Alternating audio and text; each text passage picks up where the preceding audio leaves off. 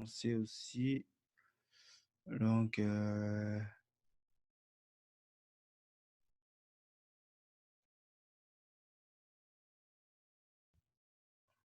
so, maintenant on peut commencer. Bienvenue sur cet épisode un petit peu particulier de Débrouillard où on va parler de développement et plus que de développement, de la vie des développeurs du quotidien de ces travailleurs de l'ombre que vous ne connaissez pas, mais qui rendent possible tout ce que vous faites sur vos objets informatiques. Je suis Guy Berthold Tégu et aujourd'hui, j'ai l'immense plaisir de recevoir Benoît Gantom. Comment est-ce que ça va, Benoît? Salut Guy, ça va? Comme je disais, dans cette émission, on va essayer de parler non pas du développement, genre vous apprendre à développer, l'importance du développement. Moi, ce que je voudrais qu'on fasse, c'est qu'on parle du quotidien des développeurs. Qu'est-ce que ça veut dire d'être développeur? Au-delà des programmes que l'on voit arriver sur nos machines et appareils, nos apps de manière un petit peu magique, on ne sait pas vraiment ce qui se passe derrière et ce que font les développeurs au quotidien. Est-ce que c'est la matrice qui s'affiche devant leurs yeux et ils se mettent à taper sur Enter et là, il y a un truc merveilleux qui arrive sur l'écran. Donc, ou est-ce que ce que ça veut dire vraiment, il y a plein de gens qui l'ignorent, même si j'ai quelques petites notions de développeur quand j'étais à l'université. Je pense que j'ignore aujourd'hui ce que ça veut dire d'avoir vraiment les mains dans le cambouis. Donc, avant de se lancer, je te propose de te présenter pour donner un petit peu de contexte à nos auditeurs. Qu'est-ce que tu fais? Alors, tu es développeur, ça c'est clair, mais qu'est-ce que tu fais? Quelle est ton histoire en quelques mots? Avec plaisir. Moi, donc ça fait à peu près 20 ans que je fais du développement à titre professionnel. Je suis tombé dans la marmite assez jeune puisque dès l'âge de 16 ans, j'ai eu une passion pour les ordinateurs et puis j'ai eu la chance d'en avoir à la maison. Mhm. Donc ça fait longtemps que je programme et à titre professionnel dans une vingtaine d'années. Au début de ma carrière, j'ai travaillé chez ce qu'on appelle un éditeur, c'est-à-dire une entreprise qui vit de la vente d'un logiciel. Et puis il y a 10 ans à peu près, j'ai eu envie de créer ma propre structure avec aujourd'hui 3 personnes dans cette structure et on gagne notre vie soit en faisant du logiciel pour les autres, c'est-à-dire en vendant nos compétences pour que les autres développent leur idée, soit j'aide aussi les gens, notamment au travers du projet artisan développeur. J'aide les développeurs à mieux travailler et à développer leurs compétences. Et comment est-ce que tu en es arrivé là, que tu avais comme ça peut-être des parents qui étaient déjà dans le domaine ou des oncles ou des amis qui t'ont influencé? Tu as dit que tu avais déjà des ordinateurs très petits à la maison, donc j'imagine que c'est beaucoup plus une influence parentale peut-être. Là, tu mets le doigt sur un truc que j'avais pas trop réalisé, mais c'est clair, moi, le 1er ordinateur à la maison, je pense que les auditeurs, je sais pas s'ils se reconnaîtront. S'ils savent ce que c'est, ils ont forcément au moins 40 ans. C'était un CPC 464, des ordinateurs à cassette et effectivement, c'est mon père qui avait ramené ça et finalement, j'aurais commencé à programmer dessus quelques années plus tard. Donc tu as raison, le contexte personnel a sûrement facilité ça à un moment donné, m'a permis de me découvrir cette passion-là. Hem Après, je crois que ça s'est joué dans les études supérieures puisque moi je suis passé par une filière très classique, c'est-à-dire, plutôt bon à l'école, classe préparatoire, école d'ingénieur. Ça, c'est ce qui m'est arrivé vraiment. Où est-ce que tu as fait ta prépa? Tu t'es d'où déjà? Tu t'es de Paris? Non, je suis marseillais moi.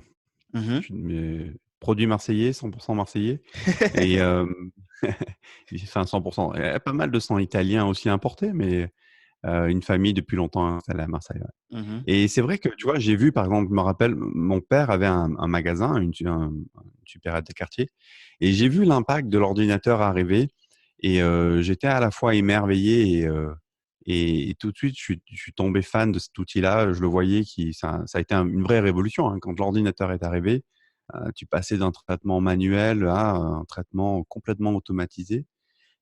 Voilà, c'était assez prometteur et moi, ça m'éclatait pas mal, quoi. Excellent. Je te propose qu'on rentre dans le vif du sujet après de cette longue introduction. Je vais te poser la question vraiment brute, hein.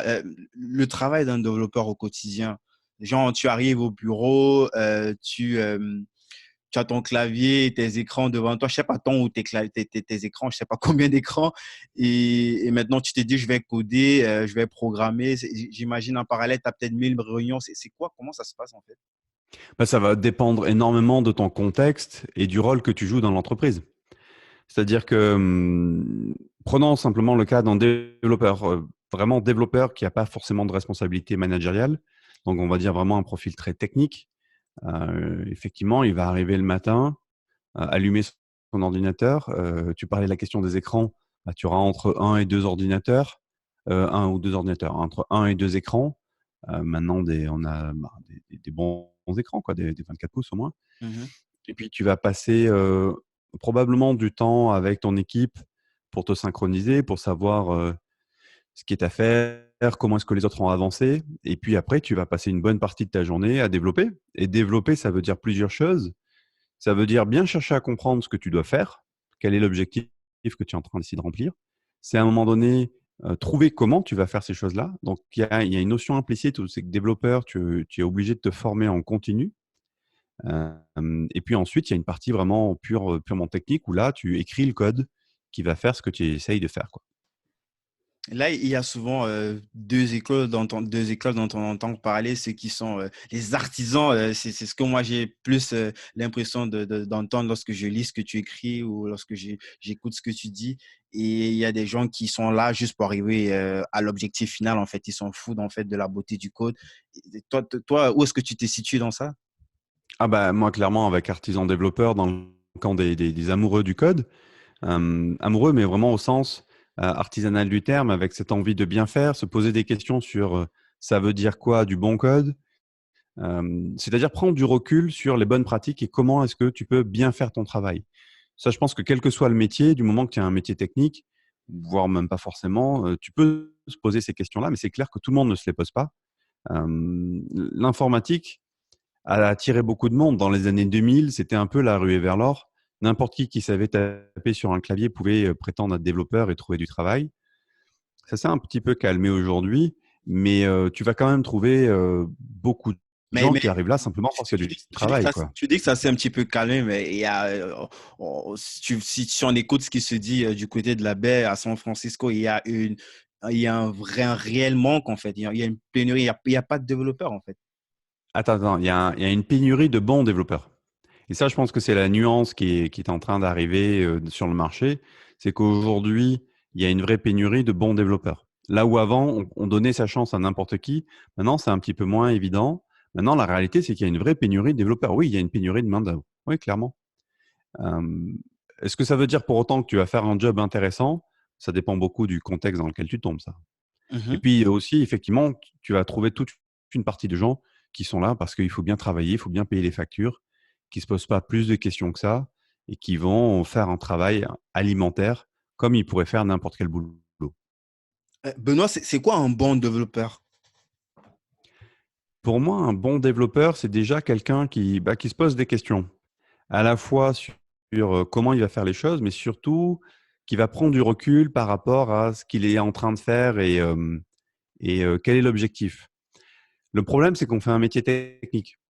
Et que dans les métiers techniques, tu peux vite être tenté de croire que tu es là pour écrire du code. Tu es là pour faire vraiment le côté technique de ton boulot. Alors qu'en fait, tu es là pour résoudre un problème. Tu es là pour résoudre un problème qui a une valeur business, qui, il se trouve, va passer par du code technique. Et tout ça pour dire quoi? C'est que pour moi, un développeur, c'est un développeur qui cherche à comprendre son utilisateur, qui cherche à comprendre pourquoi il est en train de faire ce qu'il est en train de faire et qui se demande comment est-ce qu'il peut faire mieux. Bah, je vois un petit peu ce que tu veux dire. Ça me fait un petit peu penser à cette petite guéguerre dont on parle souvent, même au sein des développeurs, vu que tu connais mieux que moi, c'est encore subdivisé. Il y a ceux qui sont peut-être devant, qui sont dans le front, ceux qui sont dans le back-end, et il y a souvent cette petite guéguerre-là parce que chacun est plus concentré sur ce que lui veut voir et sans peut-être avoir une vision beaucoup plus globale du résultat que l'on veut ou bien du problème qu'on veut solutionner à la fin. Ouais, les guéguerres, elles sont vraiment en général sur des enjeux techniques où chacun va avoir ses préférences. Mais justement, il faut dépasser ces guerres de chapelle et regarder un petit peu plus loin que le bout de son nez. Bien sûr qu'il faut avoir des langages sur lesquels s'appuyer parce que sinon tu t'appuies sur du vide. Mais le langage est loin d'être essentiel pour moi, enfin, dans le job de développeur. C'est ça qui est amusant avec les débutants, c'est qu'on les voit. Mais même moi, je suis passé par là. Tout le monde passe par là. C'est normal. Si tu veux, au début, tu te préoccupes avant tout de faire en sorte que ton code marche à peu près, quoi. Tu alignes de la ligne de code et tu codes et tu codes et tu codes, quoi. Puis un jour, tu commences à te rendre compte que c'est pas forcément le truc le plus efficace, que tu peux avoir codé 10 000 lignes. Si finalement tu ne résous pas le problème de ton client, tu as codé tout ça pour rien. Tu peux te rendre compte aussi que ce qui a le plus de valeur pour le gars en face, c'est pas forcément ce qui est le plus dur à faire techniquement. Et ça, c'est parfois compliqué parce qu'en tant que développeur, on va chercher du plaisir en tant que technicien dans une réalisation technique. Et ça, c'est un vrai piège, je pense, pour notre métier. Et du coup, pour moi, un développeur, c'est quelqu'un qui est capable de dépasser ces enjeux-là, qui est capable de dépasser les guerres de chapelle de tel langage ou tel langage pour avoir une vision plus globale du processus et surtout de la création de valeur. C'est-à-dire, quelle est la valeur qu'il va créer en écrivant la ligne de code qu'il est en train d'écrire. Excellent. Tu as dit ça fait plus de 20 ans que tu étais dans le domaine. Hem, on sait tous que c'est un domaine où, l'apprentissage, en fait, ne s'arrête jamais. J'imagine que c'est d'autant plus le cas pour toi qui et comment est-ce que toi comment est-ce que tu évolues? Ça a beaucoup évolué au cours du temps parce qu'en fait, les choses ont beaucoup évolué et je crois qu'aujourd'hui, les jeunes qui arrivent aujourd'hui sur le marché ne réalisent pas la chance qu'ils ont parce qu'il y a aujourd'hui une quantité de ressources qui est phénoménale par rapport à mon époque. Et puis, aujourd'hui, il y a cette opportunité aussi où on n'a pas besoin d'avoir fait des études pour avoir un taf dans le métier. Tu parlais de la Silicon Valley, par exemple. On va beaucoup plus, je pense, donner ta chance aux États-Unis qu'en France, si tu as pas de diplôme. Mais en tout cas, même en France, il y a une telle pénurie, en fait, que si tu arrives à montrer que tu es bon parce que tu as réalisé des projets, tu auras des opportunités qui vont s'ouvrir. Et personne Donc, va te demander, ce que tu as comme diplôme? si, il faut pas rêver non plus, on va te le demander. Mais si tu les as pas, tu peux quand même avoir des postes intéressants. C'est-à-dire qu'aujourd'hui, il y a une vraie opportunité du self-made man qui va apprendre par lui-même. Par contre, il faut monter la barre à un niveau élevé, quoi. Il faut vraiment être pointu et bon pour impressionner les gens et dépasser cette limitation du diplôme. Excellent. Toi, tu as dit que aujourd'hui, tu emploies 3 personnes. Ils sont purement dans tout ce qui est code ou c'est dans la gestion globale de ta boîte, peut-être quelqu'un qui est au pôle marketing ou je sais pas trop. Non, c'est des vrais développeurs. C'est-à-dire leur quotidien, c'est quand même à plus de 80% de développer. Petit à petit, comme on est une toute petite structure et que j'ai un style de management très participatif, il s'implique au-delà simplement du développement. Il commence à échanger avec le client, être capable de faire des avant-projets, voire même parfois des propositions de projets enfin, des propositions financières pour développer des choses.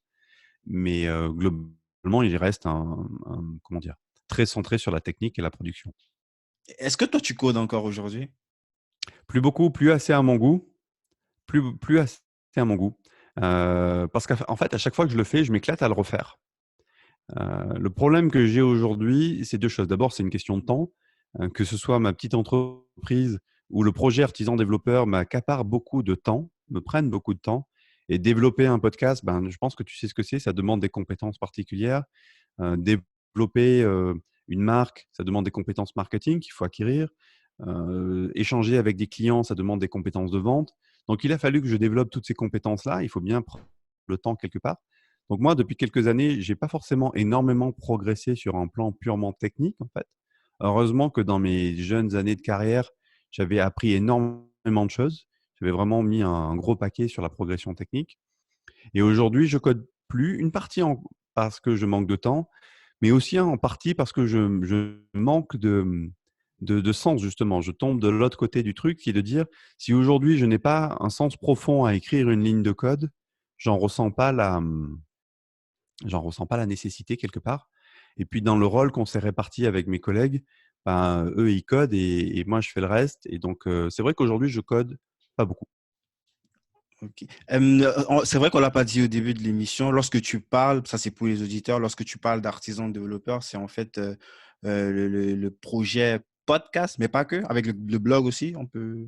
Il y a une blog et il y a aussi surtout toute ce que j'ai appelé la maison des compagnons, qui est un espace de formation en fait, pour que les Mhm. développeurs puissent se former justement dans les bonnes pratiques, se poser des questions. Ça s'adresse plutôt à des développeurs qui ont déjà une connaissance de base de leur langage, de leur framework, et qui ont envie justement de prendre du recul sur les bonnes manières de coder On va revenir un et petit peu d'écrire du code dessus. durable. Donc, on va revenir un petit peu dessus sur tout ce qu'il y a dans l'écosystème de artisans développeurs. J'aimerais que pour rester un petit peu focus sur le sujet, c'est quoi ta journée type lorsque tu te lèves le matin? C'est quoi ta journée type de développeur, même si tu ne développes plus autant qu'avant? Oh bah, je pense l'avoir un peu évoqué tout à l'heure. Le matin, souvent le matin en arrivant, on va venir regarder parce qu'on a toute une série de batteries de tests et de rapports qui sont générés souvent la nuit, hein, parce que c'est des rapports qui prennent du temps. Donc le matin, typiquement, je vais venir vérifier que les rapports de la nuit, vérifier que le code est en bonne santé, que le fait d'avoir mélangé le code des uns et des autres fasse que le pot de code commun marche toujours. Parce qu'aujourd'hui, si tu veux, il y a quelque chose qui est important à comprendre, c'est que dans le métier est devenu tellement spécialisé qu'une personne seule peut difficilement aujourd'hui développer tout un logiciel, tout un programme.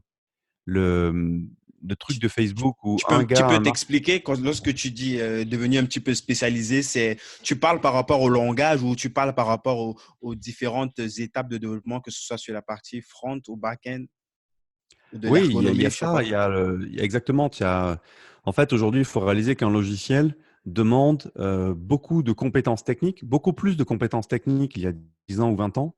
Et finalement, un Mark Zuckerberg, il y a quelques années, dans sa cave de Stanford ou de je ne sais plus quelle école du MIT, je crois, pouvait fabriquer un Facebook. Aujourd'hui, je pense que ça serait beaucoup plus compliqué. Parce qu'en fait, le niveau d'exigence et le niveau d'attente des utilisateurs est beaucoup plus élevé aujourd'hui.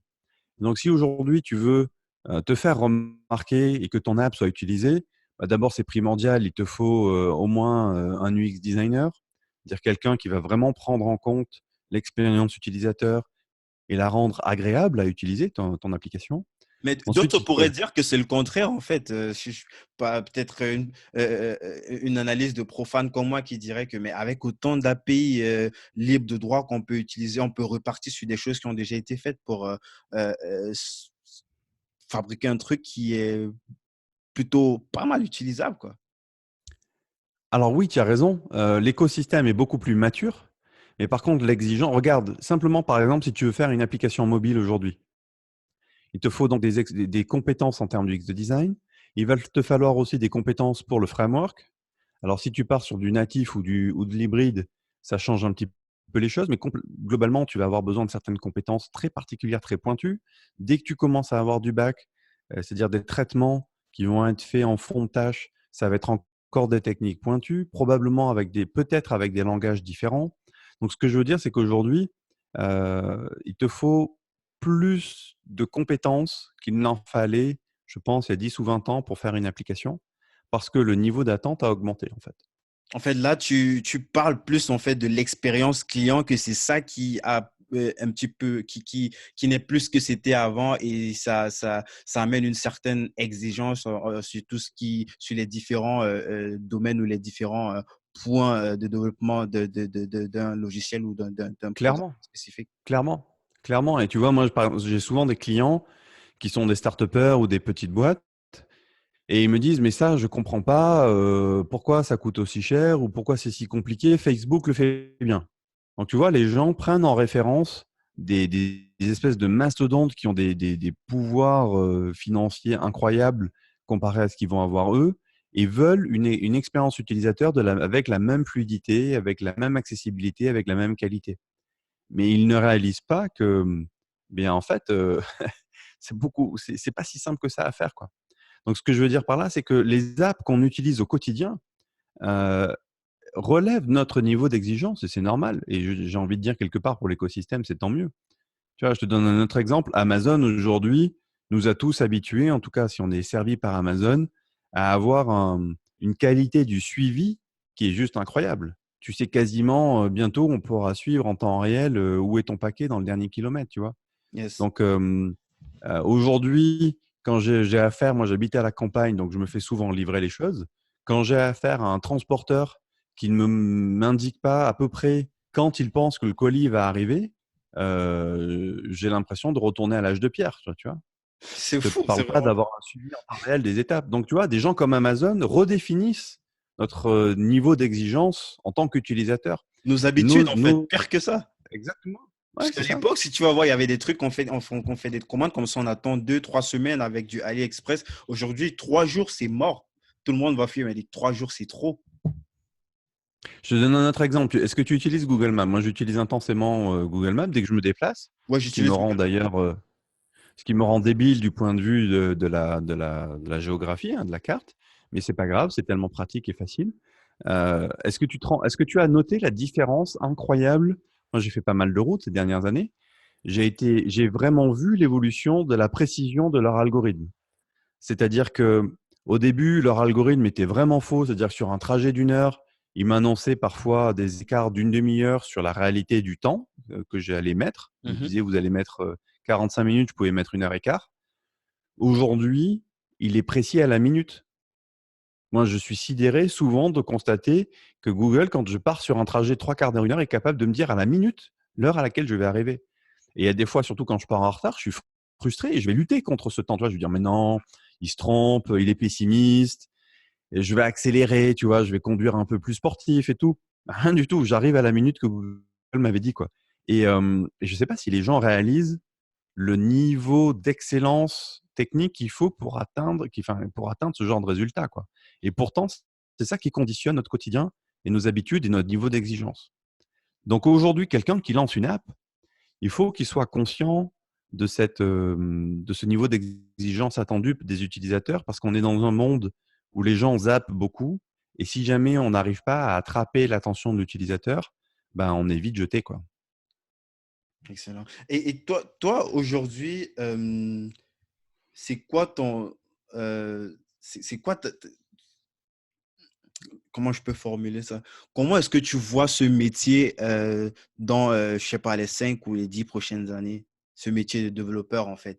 Est-ce que c'est un métier un petit peu comme à l'époque, des gens qui restent purement tech, qui s'enferment dans la chambre, ou c'est un métier de personnes qui sont plus dans la communication et qui peut-être essaient de faire un parallèle entre un problème à résoudre et peut-être un parallèle d'équations ou de lignes de code qui résout ce problème, en fait?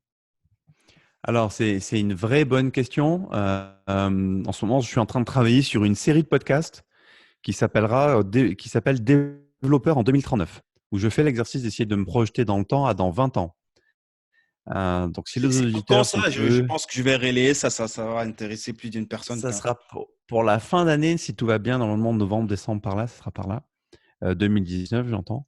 Mhm. Donc, dans 20 ans, je pense qu'il va se passer des choses dans les années à venir qui sont assez structurantes, que ce soit au niveau de l'énergie, de la géopolitique, dans lesquelles enfin, ça va être vraiment intéressant ce qui peut se passer. À 5 ou 10 ans, très clairement, il va y avoir un côté technique qui va continuer parce qu'en fait, le rythme de nouveauté, il est là. Les enjeux sont de plus en plus difficiles, enfin, les enjeux sont de plus en plus techniques à résoudre. Parce que on revient sur l'exemple de Facebook ou un Twitter, quand tu as 50 utilisateurs ou quand on a 2 milliards, c'est pas du tout la même histoire. Donc, tu as des enjeux techniques juste monstrueux. Dans ces entreprises, il y a des gens qui travaillent là-dedans. Il y a peut-être que quelques personnes sur la planète qui sont capables de comprendre ce qu'ils font, quoi. Donc, il faut réaliser le niveau de technicité de ces entreprises-là. Donc, il y aura toujours un côté technique très fort. Mais pour moi, le vrai enjeu du métier, c'est de s'ouvrir au côté humain et de développer tout ce qu'on appelle les soft skills. Parce que justement, comme je l'ai dit, euh, le niveau d'exigence est très élevé. Et on va plutôt dans un monde de raréfaction des ressources. On ne va pas dans un monde d'abondance des ressources. Et donc, il va falloir être capable de développer beaucoup de qualités et de valeur ajoutée avec potentiellement de moins en moins de ressources. Et ça, il n'y a que si tu as une vraie capacité de communication, une équipe vraiment soudée, que tu peux faire des belles choses. Tout à l'heure, je disais qu'on avait besoin de développer des nouvelles compétences, certes, donc tu as besoin de travailler à plusieurs. Aujourd'hui, un développeur seul ne peut plus faire forcément. Je pense qu'un développeur seul peut difficilement percer et prendre des grosses parts de marché. Par contre, tu n'as pas besoin d'avoir une équipe monstrueuse, une équipe de 5 personnes qui sait très très bien travailler ensemble, qui est capable de vraiment être centrée sur la valeur métier, qui est capable d'échanger, de prendre en compte les difficultés, de parler de ses émotions, de dépasser tout ça, va pouvoir faire des choses beaucoup plus impactantes qu'une équipe même de 50 personnes qui ne sait pas bien travailler ensemble. Ah, Donc clairement, les soft skills la capacité à communiquer sont des vrais enjeux pour notre métier, je pense. j'ai hâte de voir ces épisodes de podcast. Je vais bien sûr y aller, même si c'est dans quelques mois. Euh, Est-ce que tu peux nous donner encore un petit peu, toujours dans tout ce qui est quotidien de développeur, un schéma un petit peu standard, quoi. C'est vrai que chaque… Oui, oui, on revient là-dessus. Donc, je te disais, le matin, on rentre. Le matin, on rentre, on attaque le boulot, souvent en regardant un petit peu ce qui s'est passé dans la nuit pour voir si la mise en commun du code s'est bien marché, a bien fonctionné. Et puis après, on part sur sa journée de boulot à proprement parler, c'est-à-dire on se synchronise avec l'équipe. Maintenant, l'agilité, les méthodes agiles ont amené ces rituels où tous les jours, on se synchronise entre l'équipe. C'est une réunion qui va durer un quart d'heure pour savoir qu'est-ce qu'a fait l'un, qu'est-ce qu'a fait l'autre. Et puis après, on démarre sa journée à proprement parler, où on prend les tâches qu'on a à faire. Et là, concrètement, on rentre dans de la tech, hein, souvent. Alors, ça va être soit de la tech au sens où on réfléchit à ce qu'on va faire et comment on va le faire, sous forme de réunion technique, soit concrètement, on se met devant l'ordinateur à un ou à deux et on fait ce qu'on a à faire. Et là, concrètement, on écrit du code, on réfléchit, on écrit du code, on teste ce qu'on a fait, et après, on est capable de montrer ça à un utilisateur pour nous dire si ça colle réellement à ce qu'il attendait. Et, qu'en est-il de tout ce qui est sécurité, cybersécurité? C'est d'autres experts de ce domaine spécifiquement qui viennent vous aider dans ça ou dans ton équipe, c'est que vu que tu dis que ce sont des personnes qui sont beaucoup agiles, c'est un petit peu ce que j'ai cru comprendre, ils peuvent traiter aussi tout ce qui concerne la sécurité, du moins c'est les trucs de base, quoi. Alors, la sécurité, tu vas l'avoir à différents niveaux. Tu vas l'avoir au niveau vraiment de l'infrastructure. Et puis après, tu vas avoir la sécurité au niveau logiciel. On peut dire qu'au niveau logiciel, c'est plutôt une spécialisation, c'est une spécialité que tu vas pouvoir développer, de sécuriser un service, de sécuriser une application web. Mais tu peux l'avoir aussi au niveau du réseau ou au niveau de la machine en elle-même. Le métier, c'est pas mal développé et c'est pas mal spécialisé aussi par strate. Tu as Mhm. les gens qui vont s'occuper du réseau, tu as les gens qui vont s'occuper des serveurs Serveur. et tu as les gens qui vont s'opérer et s'occuper de développer le code en fait qui va fonctionner dessus. Évidemment, tu as des profils qui sont transverses, mais c'est rare et l'industrie, c'est pas forcément structuré comme ça. Mhm. Donc, pour plus de références, il y a Malik Fall que j'ai interviewé aussi sur le podcast qui, avec son entreprise Polaris, est un spécialiste du domaine de tout ce qui est cybersécurité. Donc, pour ceux qui s'y intéressent au domaine, vous pouvez naturellement consulter aussi cet épisode-là. Donc, j'ai encore une dernière question sur ce qui est du schéma en fait des équipes de développeurs. Est-ce que tu as un truc comme ça classique à nous donner j'imagine que chaque mission, chaque truc est particulier, mais il y a probablement des trucs qui reviennent à chaque fois lorsque il y a une mission. C'est quoi? Comment est-ce que c'est réparti? Est-ce qu'il y a, toi, tu t'occupes du front, toi, tu es sur tout ce qui est ergo et comment ça se passe en général? Je suis pas sûr de bien comprendre la question, mais je vais essayer d'y répondre. Tu me diras si j'y ai répondu. Mhm, En fait, chacun dans l'équipe va avoir un rôle plus ou moins spécialisé. mhm, Euh, Spécialisé, encore une fois, au regard de l'ensemble. Effectivement, tu vas avoir une personne qui va être plutôt sur l'expérience utilisateur, en général, c'est une personne qui a une capacité créative et esthétique, qui va pouvoir, par exemple, construire les interfaces. Ensuite, selon le niveau auquel tu dois faire les choses, ça va être plutôt des compétences, ce que tu as appelé front, par exemple, euh, ou back. Donc, typiquement, pour moi, l'équipe minimale, on va dire, tu as un UX designer. Si ton application fait du web, bah, tu as souvent au moins une personne qui sait faire le back et le front. Mais c'est vrai qu'aujourd'hui, c'est plutôt rare. Donc, il y a un minimum une personne qui sache faire le front et une personne qui sache faire le back. Et pour peu que tu aies du mobile, tu as potentiellement une personne pour chaque plateforme. parce que je pars du principe qu'on s'intéresse avant tout aux deux plateformes principales, iOS et Android. Yes. Donc, ça te donne une équipe, on va dire, type. Si aujourd'hui, tu veux faire une app qui soit à la fois web et mobile et que tu cherches une équipe type, tu peux tabler sur une équipe de 5 personnes à peu près. Ça te permettrait normalement de couvrir le spectre global des compétences nécessaires pour la réalisation. Vraiment, on parle là que de la fabrication. Je ne te parle pas de la commercialisation, je ne te parle pas de tout ce qui est growth hacking qui va te permettre d'inciter plus d'utilisateurs à venir rejoindre ton projet et compagnie. Là, je te parle vraiment que de la partie fabrication, build. Mhm. Et c'est toi qui mets tout ça en place ou comment c'est toi tu fais une proposition au client en fait de la stratégie globale à mettre en place ou le client il vient comme ça avec déjà une feuille de route et toi tu dois appliquer ce que lui il veut. Alors moi, aujourd'hui, mes clients, c'est plutôt des gens qui sont très fonctionnels et qui viennent me voir justement parce qu'ils n'ont pas de compétences.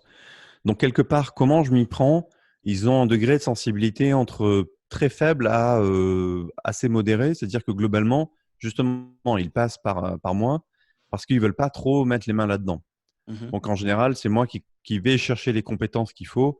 Et eux s'intéressent surtout à ce qu'ils veulent, quoi. C'est-à-dire quel est le fonctionnel, qu'est-ce que va permettre de faire l'application qu'on est en train de construire pour eux. Eux se concentrent vraiment là-dessus en général, quoi. Top. J'ai encore une question là vraiment très très naïve. Je pense que tu vas peut-être rigoler. Euh, Lorsque vous écrivez ces lignes de code, en fait, puisque c'est des trucs que les gens, ils voient juste un ensemble de chiffrages qui se suivent, mais qui, pour la plupart des gens, ne veut absolument rien dire.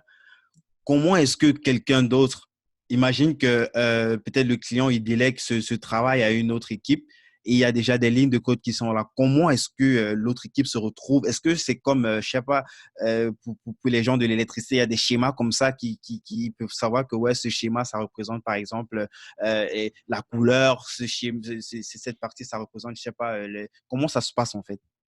Alors, la question que tu poses est vachement importante et ça peut aller, cette situation-là peut aller de quelque chose d'assez agréable à quelque chose d'assez catastrophique. Parce Justement, qu'en en je fait, pose cette question parce qu'il suffit qu'il y ait une équipe qui ait foutu le bordel partout, qui n'a pas respecté c'est peut-être ça, un ouais. schéma, si jamais il y en a un schéma peut-être classique, afin qu'une autre équipe puisse dessus se retrouver pour que ça devienne tout et n'importe quoi en fait après.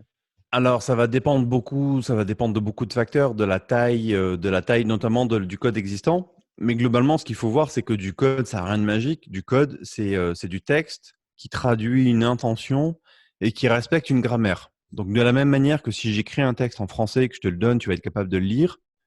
Si je connais la grammaire du langage que tu vas me donner, a priori, je sais lire le code, je sais comprendre le code. Maintenant, comment est-ce qu'il s'articule? Ça, c'est loin d'être évident. Il faut connaître le code. Ensuite, il faut connaître le framework, c'est-à-dire la boîte à outils sur laquelle le code s'appuie pour réaliser ton projet. Aujourd'hui, on ne développe plus de zéro, on va dire, on utilise beaucoup des frameworks. Donc, par exemple, quand tu dis AngularJS, bah, c'est un framework et pour le langage JavaScript. Euh, ou quand tu dis React, par exemple, pareil, c'est un autre framework JavaScript. Tu vois, tu peux avoir le même langage qui utilise différents frameworks pour atteindre le même objectif. Tous les deux sont des frameworks orientés front-end. Donc, une fois que tu connais le langage et le framework, déjà, tu as une bonne base. Mais après, ça ne te dit pas comment le logiciel en lui-même fonctionne, comment est-ce qu'il est structuré, comment les classes, comment le code va interagir en lui-même. Et là, soit effectivement l'équipe a appris à écrire les choses avec un certain état de l'art, en suivant des patterns reconnus, c'est-à-dire des schémas qui sont standards, soit l'équipe a vraiment fait des choses pas conventionnelles du tout, et après se pose la question de comment ça a été documenté. Est-ce que ça a été bien documenté ou pas? Et en l'occurrence, le code, c'est quelque chose de vivant qui bouge très très vite. Ce que les gens n'ont pas encore bien compris, même les gens de mon métier en fait n'ont pas encore bien compris, c'est que quand tu fais la documentation d'une voiture, bah, une voiture, c'est un objet physique qui existe, qui a été fabriqué. Le code, c'est quelque chose qui va vraiment être vivant en permanence. Et donc, toutes les techniques classiques d'écriture, de documentation, soit par des schémas, soit même du commentaire de code, se retrouvent vite obsolètes. Et en fait, pour moi, la seule manière d'avoir une documentation de ton code, c'est d'avoir des tests, c'est-à-dire des tests automatiques qui vont te montrer comment utiliser réellement le code que tu as avec toi. Et en fait, si tu veux, toutes ces pratiques-là, effectivement, si le développeur ne les a pas, bien ça rendra la récupération par une autre équipe très difficile. Alors qu'au contraire, si tu suis des normes, des standards ou des schémas qui sont à l'état de l'art, tu rendras la transmission du code que tu as fait beaucoup plus facile, si tant est que les nouveaux connaissent ces choses-là aussi. Et le truc, c'est que je me rends compte, et c'est là tout l'objet d'Artisan Développeur et de ce projet-là, c'est que ces bonnes pratiques, elles sont pas connues. Enfin, elles sont pas connues. Elles sont peu connues. Elles sont peu connues et peu utilisées. Je dirais que s'il y a 5% des développeurs qui les utilisent réellement, c'est le maximum de la, si tu veux, allez, je suis un peu dur, 5 à 20% des développeurs qui l'utilisent Mais pourquoi réellement. est-ce qu'elles sont peu connues? c'est- Pourtant, dès qu'on t'entend parler, c'est vraiment le socle de tout, en fait. Mais comment est-ce que c'est possible que c'est pas une priorité dans les écoles ou dans les centres qui sont supposés former ces personnes-là? je te l'ai dit tout à l'heure, en fait, c'est pas une priorité parce qu'en fait, la priorité, c'est avant tout écrire du code qui marche et pas se poser des questions de comment on fait du code durable. Et pour écrire du code qui marche, à peu près n'importe quel développeur est capable de le faire. Maintenant, écrire du code qui va durer 5 ans, 10 ans, 20 ans, et que dans 5 ans, 10 ans, 20 ans, l'entreprise qui utilise et qui exploite ce code et garder sa capacité d'innovation, ça, c'est quelque chose que très peu de développeurs savent faire. Parce qu'en fait, on ne se pose pas toutes ces questions parce qu'on est dans un métier très instantané où c'est un peu le syndrome de l'objet qui brille. Un nouveau langage arrive, un nouveau framework arrive, une nouvelle mode arrive, hop, les développeurs vont se il y a tellement de projets que c'est facile pour un développeur de changer de projet. Il n'est pas obligé de se taper le même projet pendant plusieurs années. Donc, il n'est pas forcément exposé à ces enjeux de lourdeur qu'il peuvent y avoir parce que tu parlais de transmettre d'une équipe à une autre. Mais même si tu gardes toi-même ton propre code, si tu l'as fait de travers et que tu n'as pas fait tout ce travail-là, Tu t'y retrouves. dans un an, dans 3 ans, dans 5 ans, tu souffres en fait. Ouais, ouais, c'est logique, c'est logique. Euh, donc, aujourd'hui, tu as dit que vous accompagnez, je dirais déjà des codeurs, pas forcément aguerris, mais des gens qui ont déjà cette connaissance-là avec artisans développeurs. Ça veut dire que dans cet écosystème-là, il n'y a rien pour des personnes qui veulent se lancer. Est-ce que tu aurais des conseils comme ça pour des gens qui seront, pour qui ce pourrait potentiellement être une vocation demain de devenir développeur? Quand tu dis il n'y a rien qui existe, je suis pas sûr de comprendre par rapport à quoi Je veux dire, tu tu parles. accompagnes juste des personnes qui ont déjà une connaissance de base, j'imagine. C'est pas, il y a pas les nouveaux, les gens qui veulent se lancer, par exemple, ne vont pas forcément s'y retrouver. Ou Alors, en fait, sur la technique de ce que j'amène, effectivement, il vaut mieux avoir un petit peu d'expérience. Après, le podcast, par exemple, va beaucoup parler du métier en lui-même. Toutes les questions que tu poses sur à quoi ça ressemble, c'est quoi le métier vu de l'intérieur, ça va amener à des nouvelles personnes. Mais effectivement, quelqu'un qui serait typiquement en reconversion pourra être intéressé par le podcast pour voir un peu et prendre la température. Mais les techniques que je vais amener dans la partie formation vont être peut-être un petit peu difficiles. Ces gens-là, en fait, c'est les gens qui sont en formation, ben, il faut d'abord qu'ils apprennent à utiliser un langage, en fait. Il faut d'abord qu'ils apprennent effectivement, et comme on l'a vu, c'est avant tout une question de, au moins, il faut avoir déjà un substrat de base. Par contre, tu n'es pas obligé d'être très expérimenté pour te poser des questions sur la bonne manière d'écrire ton code. Au bout de quelques mois déjà de connaissance d'un langage, tu peux tout à fait commencer à t'orienter.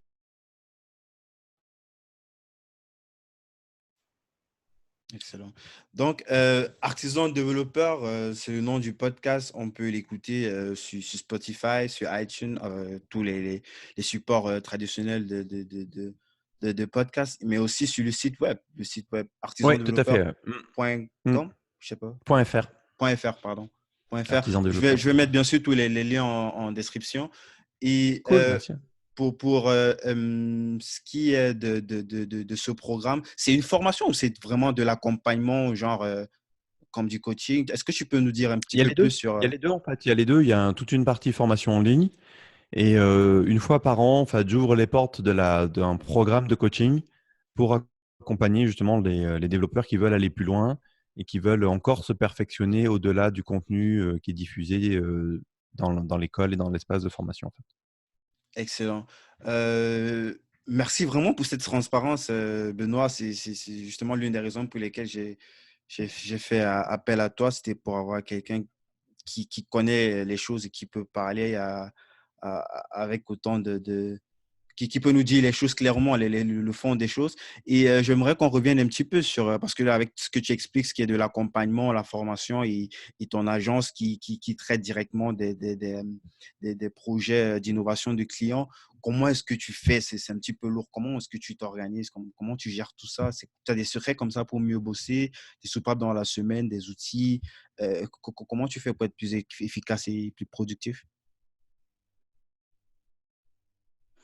Ça, c'est une très bonne question. C'est une question que je me pose au quotidien. Les dernières découvertes que je vais dire que j'ai faites, les dernières découvertes, en tout cas les dernières expériences que je mène, c'est vraiment de chercher, tu vois, un sujet qui m'est vraiment important pour moi, c'est de chercher autre chose en fait à côté qui vienne m'équilibrer, parce que c'est un métier qui est vraiment très virtuel en fait. Mhm. C'est un métier je trouve personnellement, est extrêmement grisant, extrêmement enthousiasmant. Quand je suis vraiment à fond immergé dans du code et que je suis en train de coder, tu as ce qu'on appelle l'état de flow qui peut arriver. L'état de flow, c'est un état de conscience modifié où où tu as l'impression d'être complètement immergé dans ce que tu fais, où ça carbure vraiment au niveau hormonal. C'est un état vraiment grisant, vraiment au sens littéral du Ouais. terme. Euh, si tu veux, c'est quelque chose où les choses vont très très vite. Le virtuel permet d'aller extrêmement vite. Et ça, je trouve ça passionnant dans notre métier. Mais il y a aussi un truc, c'est que l'humain qu'on est, on reste des humains. Et l'humain qu'on est n'est pas fait, je pense, pour aller aussi vite. En tout cas, l'évolution nous a pas câblé pour ça. Tu vois, pour faire pousser une tomate, il faut autrement du temps que pour écrire une ligne de code, quoi. Et donc, j'essaie d'équilibrer cette activité-là par des activités non donc, que ce soit faire du sport, que ce soit justement jardiner un peu. Euh, donc, pour moi, c'est important. Et en Ah, ça fait, veut dire que tu réussis à te je dégager pourrais être du temps tenté pour en faire ça tant en plus? qu'entrepreneur de dire, ah non, non, il faut bosser un maximum. Ben ouais, ouais, ouais, ouais, ouais, ouais, ouais. Et puis j'ai aussi une grande famille et une maison à gérer et je sais pas. Et en fait, tu pourrais avoir l'impression de dire, ah mais ça prend du temps sur le reste. Mais en fait, bosser 10 heures ou 12 heures par jour, c'est une illusion en fait. T'es pas productif 10 heures ou 12 heures par jour. Euh, et donc en fait, ce temps-là que je vais passer à faire ça va rendre mes heures de travail beaucoup plus productives. Après, je vais être honnête avec toi, il y a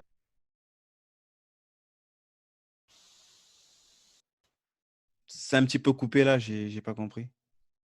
Je disais, ce qui est déterminant aujourd'hui dans le fait de pouvoir, ah oui, ça va revenir. Si jamais ça se reproduit, tu me le dis, je pourrais couper la vidéo. D'accord. Ce qui est déterminant et ce qui me permet de faire ça, c'est aussi d'être à mon compte. C'est que j'ai de compte à rendre à personne à part à mes clients. Tu vois, j'ai pas un employeur à qui je dois X heures par jour. Donc il y a des semaines où je vais travailler 50 heures, 60 heures. Puis il y a des semaines où je vais travailler 20 heures. Et puis il y a des fois où, là, tu vois, cet été, j'étais parti pour prendre qu'une semaine de vacances. Finalement, j'ai senti le besoin de prendre plus, bah, j'ai pris un mois. Mais en fait, j'étais en vacances, mais par moments, je répondais quand même à certains emails. Donc, T'es pas et complètement finalement, quelle est la offline. valeur d'avoir il y a des moments où j'étais complètement offline. Il y a eu 15 jours où j'étais complètement offline. Et puis, il y a des moments où c'était pas le cas. Mais finalement, j'estime, tu vois, par exemple, être offline, c'est important par moment, c'est certes. Mais tu vois, l'action, je peux avoir à mener quelques actions qui vont être extrêmement déterminantes sur mon business. À partir du moment où tu deviens entrepreneur, il y a une croyance qu'il faut tuer dans l'œuf, que j'ai pas complètement détruite hein, chez moi, mais une croyance très limitante qui est que le résultat va être corrélé au temps qu'on va passer à travailler. Et donc, c'est tentant de garder cette espèce de réflexe, surtout chez les gens qui ont été salariés avant, de croire que la performance de sa boîte va être corrélée au fait qu'on passe beaucoup d'heures derrière le bureau à travailler. Et en fait, à partir du moment où on passe entrepreneur, ça peut être vrai dans certains cas, mais pour moi, c'est clairement pas une vérité. Si c'était le cas, tous les gens qui bossent 60 heures par semaine Ouais, je partage hein, complètement. Moi, je partage complètement. et qui se foirent complètement, quoi. Donc, de savoir faire les bonnes choses, trouver la valeur qui amène. Et ça, c'est pas une question de temps, en fait. Top, top. Est-ce que tu as un bouquin comme ça que tu recommandes à chaque fois? Un bouquin que je recommande à chaque fois? Non. C'est quoi les plus recommandés? En ce moment, je suis très dans le. Il faudrait que tu me donnes une thématique. Sur quoi? Parce qu'en ce moment, je suis très branché écologie. Donc, sur quoi est-ce que. Bah, Sur quoi que est-ce que. peut-être, je sais pas, que tu offres peut-être un Noël, même dans l'écolo. Tu peux nous parler, tu peux nous peut-être proposer un bouquin comme ça, une lecture. Alors, les deux derniers bouquins que j'ai eu envie de partager et d'offrir, c'était des bouquins de développement personnel. Un qui m'a beaucoup impacté. Attends, il faut que je le.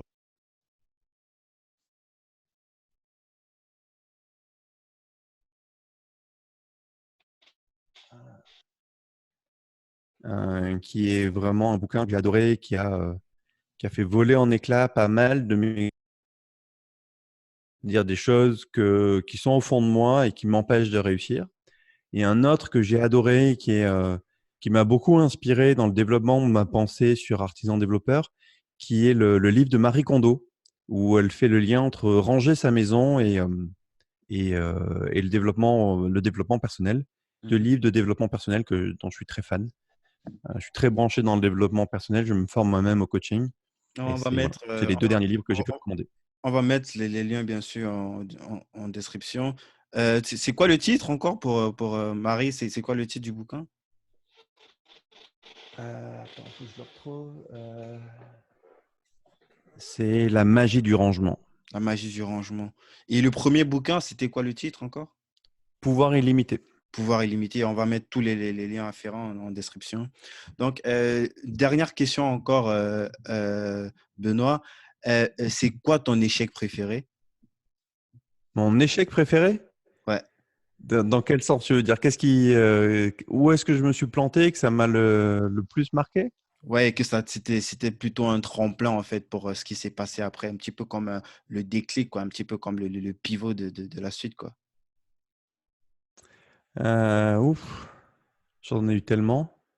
Euh, Allez, je vais en dire deux OK. qui ont été structurants dans ma carrière. Un, ça a été un moment donné, euh, j'ai toujours été plutôt bon développeur. J'avais vraiment, je pense, des aptitudes à ça. Et du coup, ça m'a assez naturellement amené en France à prendre des rôles de management. Et en fait, le jour où je suis passé manager, je m'en suis pas rendu compte, mais je passais de quelque chose où j'étais très compétent à un métier dans lequel je devenais totalement incompétent. Et je me suis pris des belles claques. J'ai vraiment fait des grosses.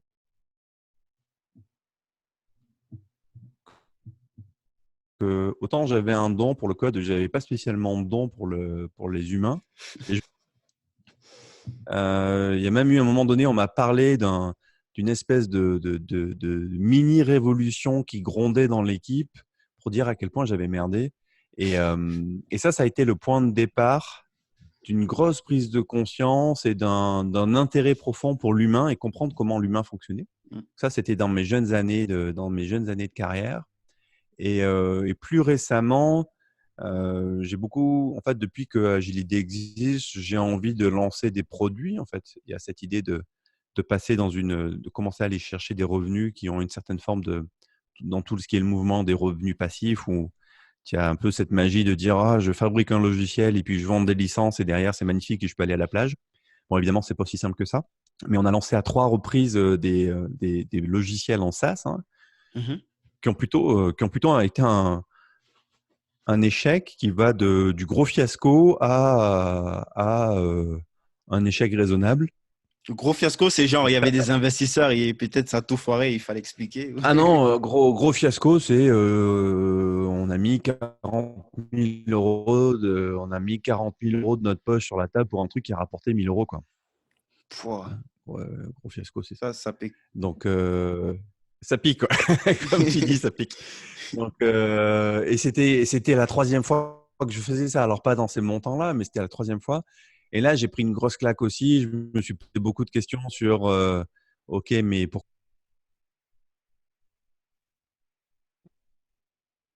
si tu te poses pas la question de à qui tu vas vendre ton truc et de la valeur ajoutée qu'amène ton logiciel, ben tu vends pas quoi.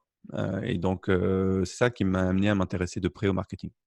Excellent, c'est excellent. J'ai quelque chose pour toi, Benoît, c'est un bouquin. Je sais pas si tu connais, si tu as eu l'occasion d'écouter un petit peu les autres épisodes, j'offre toujours un bouquin à tous mes invités. Et pour toi, j'ai pensé à Marc Simoncini, peut-être tu connais, le créateur de Mythique, le site de rencontres Ouais, français, et notamment fondateur aussi de, du, du fonds d'investissement Jaina Capital. Le bouquin s'appelle Une vie choisie. Il revient un petit peu sur son excellent. parcours comme ça à l'époque de Mythique jusqu'à aujourd'hui et tous les trucs qu'il a créés, les business qu'il a montés. Donc, c'est ce que j'ai choisi pour toi. Je suis sûr que tu vas adorer. Je te remercie encore de m'avoir accordé ton temps et d'avoir été si transparent sur ce sujet-là du quotidien des développeurs. J'ai pris beaucoup de plaisir à échanger avec toi et je pense que ça sera pareil pour les auditeurs aussi. Donc, salut. Merci, Guy. À bientôt. On est pile à 16 heures, je crois que là, j'ai respecté, non? Ah, nickel.